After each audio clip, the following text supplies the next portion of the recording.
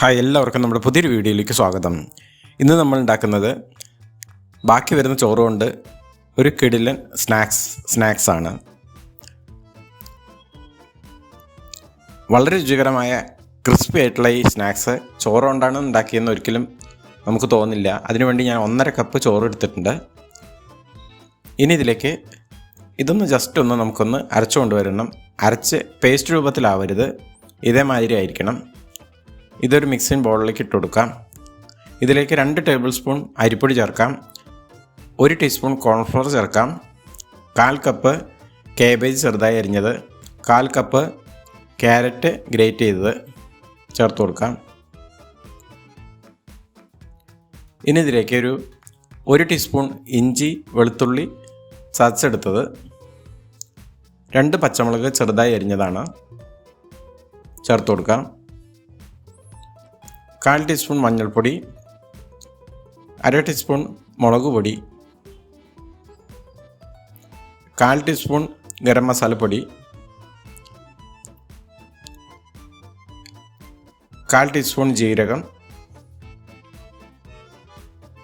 ആവശ്യത്തിനുള്ള ഉപ്പ് ചേർക്കാം.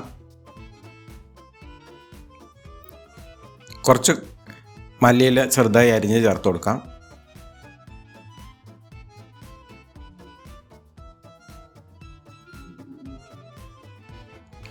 ഇനി ഇതെല്ലാം കൂടെ സ്പൂണോട് നമുക്കൊന്ന് നന്നായി മിക്സ് ചെയ്തെടുക്കാം.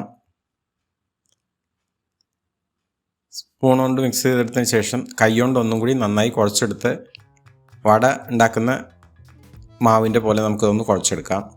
ഇനി കൈ വെള്ളയിലിട്ടിട്ട് കനയില്ലാതെ വടയുടെ ഷേപ്പിലാക്കി എടുക്കാം. അപ്പോൾ എല്ലാം നമ്മൾ വടയുടെ ഷേപ്പിലാക്കി എടുത്തിട്ടുണ്ട്. ഒരു പാൻ അടുപ്പത്ത് വെച്ച് അതിലേക്ക് 2 ടീസ്പൂൺ ഓയിൽ ഒഴിച്ച് കൊടുത്തിട്ടുണ്ടായിരുന്നു. ഓയിൽ നന്നായി ചൂടായി വന്നിട്ടുണ്ട്. ഇനി നമുക്ക് ഓരോ വടയും നമുക്ക് ഈ എണ്ണയിലേക്ക് ഇട്ട് കൊടുക്കാം. വളരെ കുറച്ച് എണ്ണ മാത്രം മതി നമ്മൾ ഈ സ്നാക്സ് ഉണ്ടാക്കിയെടുക്കാൻ വേണ്ടിയിട്ട്. ഫ്ലെയിം എപ്പോഴും ഒരു ലോ ടു മീഡിയം ഫ്ലെയിമിൽ വെച്ചിരിക്കണം. ഇപ്പോൾ ഒരു പറ നന്നായി ക്രിസ്പിയായി മൊരിഞ്ഞു വന്നിട്ടുണ്ട്. ഇപ്പോൾ 2 ഭാഗവും നന്നായി ഫ്രൈ ആയി വന്നിട്ടുണ്ട്. നമുക്ക് ഇത് എണ്ണയിൽ നിന്നും തവയിൽ നിന്നും മാറ്റി നമുക്കൊരു ടിഷ്യൂ പേപ്പറിലേക്ക് ഇട്ട് കൊടുക്കാം. ഇതേമാതിരി ബാക്കിയുള്ള വടയും നമുക്ക് മൊരിച്ചെടുക്കാം. വളരെ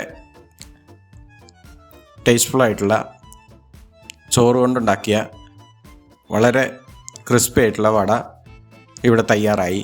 ചായയുടെ കൂടെ കഴിക്കാൻ പറ്റിയൊരു നല്ലൊരു സ്നാക്സാണിത്. ഈ സ്നാക്സിൻ്റെ റെസിപ്പി നിങ്ങൾക്ക് എല്ലാവർക്കും ഇഷ്ടമായെന്ന് വിചാരിക്കുന്നു. ഇഷ്ടമായാൽ ലൈക്ക് ചെയ്യുക, അതുപോലെ റിലേറ്റീവ്സിനും ഫ്രണ്ട്സിനും ഷെയർ ചെയ്യുക. ആദ്യമായിട്ടാണ് ചാനൽ കാണുന്നതെങ്കിൽ ഒന്ന് ചാനൽ സബ്സ്ക്രൈബ് ചെയ്ത് സപ്പോർട്ട് ചെയ്യുക. വേറൊരു റെസിപ്പിയുമായി വരുന്നതുവരെയും എല്ലാവർക്കും നന്ദി, നമസ്കാരം.